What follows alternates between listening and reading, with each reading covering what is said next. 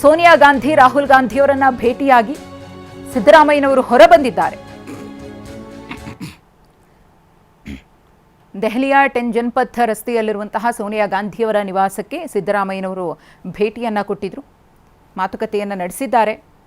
ಸೋನಿಯಾ ಗಾಂಧಿಯವರು ರಾಹುಲ್ ಗಾಂಧಿಯವರು ಕೂಡ ಸಿದ್ದರಾಮಯ್ಯನವರಿಗೆ ಧನ್ಯವಾದವನ್ನು ಹೇಳಿರ್ತಾರೆ. ಕಾಂಗ್ರೆಸ್ ಪಕ್ಷಕ್ಕೆ ಅವರ ಕೊಡುಗೆಯನ್ನ ಸ್ಮರಿಸಿ ಹೈಕಮಾಂಡ್ ನಾಯಕರ ಮುಂದೆ ಸಿದ್ದರಾಮಯ್ಯನವರು ಒಂದಷ್ಟು ವಿಚಾರಗಳನ್ನು ಪ್ರಸ್ತಾಪಿಸಿದ್ದಾರೆ ಅನ್ನೋದು ಗೊತ್ತಾಗ್ತಾ ಇದೆ. ಬೆಂಬಲಿಗರಿಗೆ ಹೆಚ್ಚು ಆದ್ಯತೆಯನ್ನ ನೀಡುವಂತೆ ಪ್ರಸ್ತಾಪ ಮಾಡಿರುವ ಸಾಧ್ಯತೆ ಇದೆ. ನಾನು ರಾಜೀನಾಮೆ ನೀಡಿದ್ದೇನೆ, ನನ್ನ ಬೆಂಬಲಿಗರಿಗೆ ನೀವು ಆದ್ಯತೆಯನ್ನ ಕೊಡಿ ಅಂತ ಹೇಳಿ ತಮ್ಮ ಒಂದು ಬೇಡಿಕೆಯನ್ನ ಹೈಕಮಾಂಡ್ ಮುಂದಿಟ್ಟಿದ್ದಾರೆ. ಬೆಂಬಲಿಗರಿಗೆ ಹೆಚ್ಚು ಸಚಿವ ಸ್ಥಾನವನ್ನ ನೀಡುವಂತೆ ಒತ್ತಡವನ್ನು ಹಾಕಿದ್ದಾರೆ ಅನ್ನೋದು ಗೊತ್ತಾಗ್ತಾ ಇದೆ.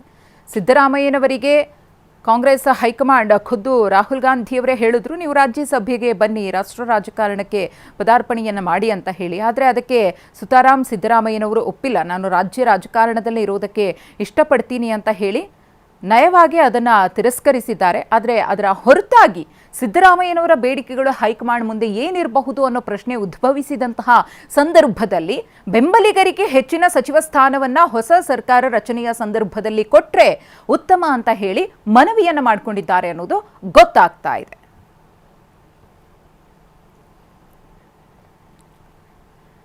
ಮತ್ತಷ್ಟು ಮಾಹಿತಿಯನ್ನು ಕೊಡೋದಕ್ಕೆ ದೆಹಲಿಯ ಸೋನಿಯಾ ಗಾಂಧಿಯವರ ನಿವಾಸದಿಂದ ನಮ್ಮ ಪ್ರತಿನಿಧಿ ಮಹೇಶ್ ನೇರ ಸಂಪರ್ಕದಲ್ಲಿದ್ದಾರೆ. ಹಾಗೆಯೇ ಬೆಂಗಳೂರಿನಿಂದ ನಮ್ಮ ಪ್ರತಿನಿಧಿ ಪ್ರಸನ್ನ ಕೂಡ ನಮ್ಮನ್ನ ಜಾಯ್ನ್ ಆಗಿದ್ದಾರೆ. ಮೊದಲಿಗೆ ಮಹೇಶ್ ಅವರಿಂದ ಮಾಹಿತಿಯನ್ನು ಪಡೆಯೋಣ.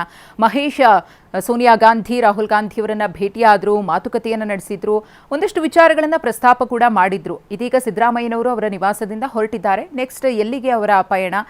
ಸೋನಿಯಾ ಗಾಂಧಿಯವರನ್ನ ಭೇಟಿಯಾದಂತಹ ಸಂದರ್ಭದಲ್ಲಿ ಅವರ ಡಿಮಾಂಡ್ ಏನಾಗಿತ್ತು ಅಂತ ಇನ್ಸೈಡ್ ಮಾಹಿತಿ ಏನಾದರೂ ಗೊತ್ತಾಗಿದೆಯಾ?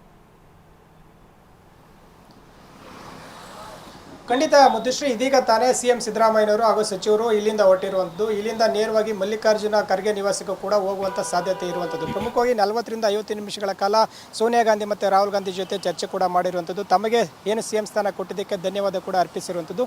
ತಾವು ಹೇಳಿದಂತೆ ರಾಜೀನಾಮೆ ಕೂಡ ನೀಡಿದ್ದೇನೆ, ಈಗ ವಾಪಸ್ ಬಂದು ಕೃತಜ್ಞತೆ ಕೂಡ ಸಲ್ಲಿಕೆ ಮಾಡ್ತಾ ಇದ್ದೀನಿ. ಇದ್ರ ಜೊತೆಗೆ ಪ್ರಮುಖವಾಗಿ ಒಂದಷ್ಟು ಬೇಡಿಕೆಗಳನ್ನ ಕೂಡ ಇರಿಸಿದ್ದಾರೆ ಅನ್ನೋದು ಕೂಡ ಮಾಹಿತಿ ಲಭ್ಯ ಆಗ್ತಾ ಇದೆ. ಪ್ರಮುಖವಾಗಿ ತಮ್ಮ ಬೆಂಬಲಿಗರನ್ನ ಸಚಿವ ಸ್ಥಾನದ ಸಂಪುಟದಲ್ಲಿ ಏನು ಹೆಚ್ಚಿನ ಆದ್ಯತೆ ಕೂಡ ನೀಡಬೇಕನ್ನೋದು ಕೂಡ ಏನು ಪ್ರಸ್ತಾಪ ಮಾಡಿದರೆ ಅನ್ನೋದು ಕೂಡ ಗೊತ್ತಾಗ್ತಾ ಇದೆ. ಯಾಕಂದರೆ ಈಗ ನಾನು ರಾಜೀನಾಮೆ ನೀಡಿದಂಥ ಬಳಿಕ ತಮ್ಮ ಬೆಂಬಲಿಗರನ್ನ ಕೈ ಬಿಡಬಾರ್ದು ಅನ್ನೋದು ಕೂಡ ಮನವಿ ಮಾಡಿದರೆ, ಪ್ರಮುಖವಾಗಿ ಏನು ತಮ್ಮ ಪುತ್ರನನ್ನು ಕೂಡ ಈಗ ಜೊತೆ ಕರೆದುಕೊಂಡು ಬಂದಿರುವಂಥದ್ದು ಅಂದರೆ ಯತೀಂದ್ರ ಸಿದ್ದರಾಮಯ್ಯ ಅವ್ರನ್ನ. ಹೀಗಾಗಿನೇ ನಿನ್ನೆ ಏನು ಹೈಕಮಾಂಡ್ಗೆ ಪರಿಚಯಿಸುವಂಥ ನಿಟ್ಟಿನಲ್ಲಿ ಕರ್ಕೊಂಡು ಬಂದಿರೋ ಅನ್ನೋ ಮಾಹಿತಿ ಕೂಡ ಲಭ್ಯ ಆಗ್ತಾ ಇರೋದು. ಯಾಕಂದರೆ ಇದುವರೆಗೂ ಏನು ಕಳೆದ ಬಾರಿ ಸಿಎಂ ಸ್ಥಾನ ಅಲಂಕರಿಸುವಾಗ ಯತೀಂದ್ರ ಸಿದ್ದರಾಮಯ್ಯ ದೆಹಲಿಗೆ ಬಂದಿರಲಿಲ್ಲ, ಮತ್ತು ಹೈಕಮಾಂಡ್ ನಾಯಕರನ್ನು ಕೂಡ ಇದುವರೆಗೂ ಯಾವುದೇ ಕಾರಣಕ್ಕೂ ಭೇಟಿ ಆಗಿರಲಿಲ್ಲ. ಈಗ ತಾವೇ ಖುದ್ದಾಗಿ ಏನು ತಮ್ಮ ಉತ್ತರಾಧಿಕಾರಿ ಎಂಬಂತೆ ಪರಿಚಯ ಮಾಡಿಸುವಂಥ ನಿಟ್ಟಿನಲ್ಲಿ ಪ್ರಯತ್ನ ಆಗ್ತಾ ಇದೆ ಕೂಡ ಗೊತ್ತಾಗ್ತಾ ಇದೆ.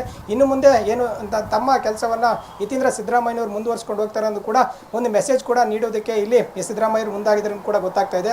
ಯಾಕಂದ್ರೆ ಹೇಳಿ ಕೇಳಿ ಏನು ಕುರುಬ ನಾಯಕ ಆಗಿರುವಂಥ ಈ ನೆಲೆಯಲ್ಲಿ ಕುರುಬರಿಗೆ ಒಂದು ಮೆಸೇಜ್ ಕೂಡ ನೀಡಬೇಕಾಗುತ್ತೆ. ಸಿದ್ದರಾಮಯ್ಯ ಆದಮೇಲೆ ಏನು ಅನ್ನೋದು ಕೂಡ ಸಾಕಷ್ಟು ಪ್ರಶ್ನೆ ಅನ್ನೋದು ಕೂಡ ಇರುವಂಥದ್ದು. ಹೀಗಾಗಿ ತಮ್ಮ ಯತೀಂದ್ರ ಸಿದ್ದರಾಮಯ್ಯರನ್ನ ಸಚಿವ ಸ್ಥಾನಕ್ಕೆ ಏನಾದರೂ ಪರಿಗಣಿಸಬಹುದನ್ನ ಮಾತುಗಳು ಕೂಡ ಕೇಳಿ ಬರ್ತಾ ಇದೆ. ಹೀಗಾಗಿ ಒಂದಷ್ಟು ಚರ್ಚೆ ಕೂಡ ಆಗಿರುವಂಥದ್ದು.